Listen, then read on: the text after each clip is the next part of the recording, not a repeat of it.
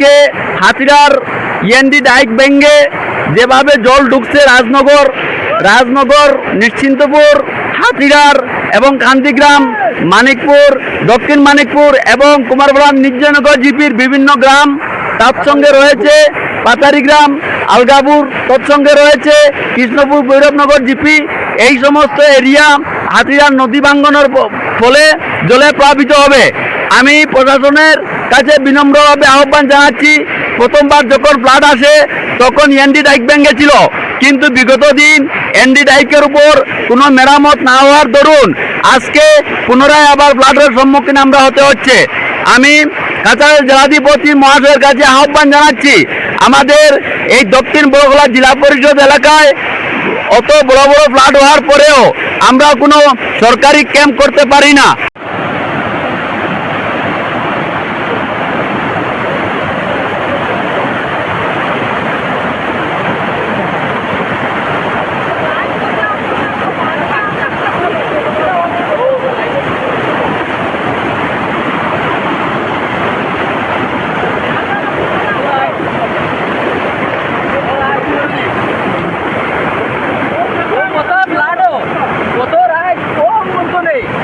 গরু চুরি হয়েছে, রশি কাটিয়া লিয়া গেছে কিরে বেটা চোর ওর বুয়া চোর কথা নেই।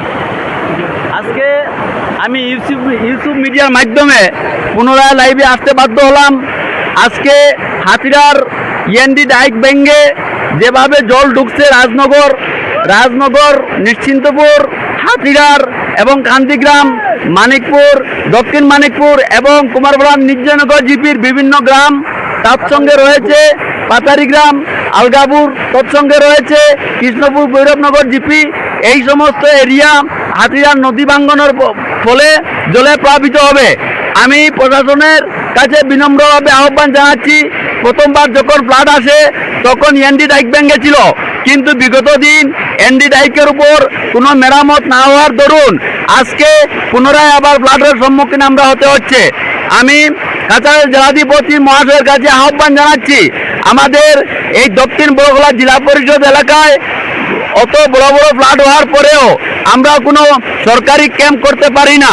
তার কারণ হচ্ছে এখানে যত সব সরকারি প্রতিষ্ঠান রয়েছে সব প্রতিষ্ঠানই সর্বপ্রথম জলের তলায় প্রথমে চলিয়ে যায়। তাই আমাদের অর্থ এলাকার মানুষ তার নিজ ঘরে যেভাবে হোক তার জীবনযাপন করে। তাই আমি কাছাড়ের জেলাধিপতি মহাশয়ের কাছে আহ্বান জানাচ্ছি, এইবারের ফ্লাডের প্রথম দিকের থেকে আরম্ভ করে শেষ অবধি পর্যন্ত সরকারি রিলিফ বন্টন করার জন্য। আমাদের এলাকার মধ্যে রয়েছে হাতিরার পার্ট 1, পার্ট 2, কান্দিগ্রাম, পাতারিগ্রাম, নিশ্চিন্তপুর, আলগাপুর, মানিকপুর, দক্ষিণ মানিকপুর, কৃষ্ণপুর ভৈরবনগর জিপি, কুমারবাড়ান নির্জনগর জিপি। অত্র এলাকার গবাদির পশু যেভাবে খাদ্যভাবে সংকট দেখা দিয়েছে তার পরিপ্রেক্ষিতে পরপর 3টি ফ্লাডের জন্য আমাদের জনগণের সাধারণ মানুষের জীবিকা নির্বাহ করা অতি কষ্টকর হয়ে দাঁড়িয়েছে।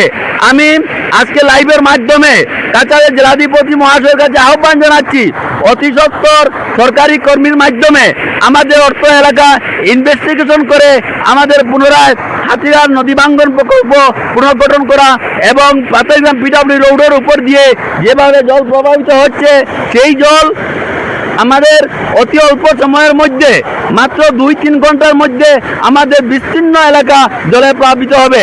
তাই আক্ষেপের সহিত বলছি, এই একটি ফ্লাড পরপর 3টি ফ্লাড হয়েছে, প্রত্যেকটি ফ্লাডে আমাদের হাতিরারের এনডি ডাইকের ভাঙ্গনের বলে আমাদের অর্থ এলাকা জলে প্লাবিত হচ্ছে।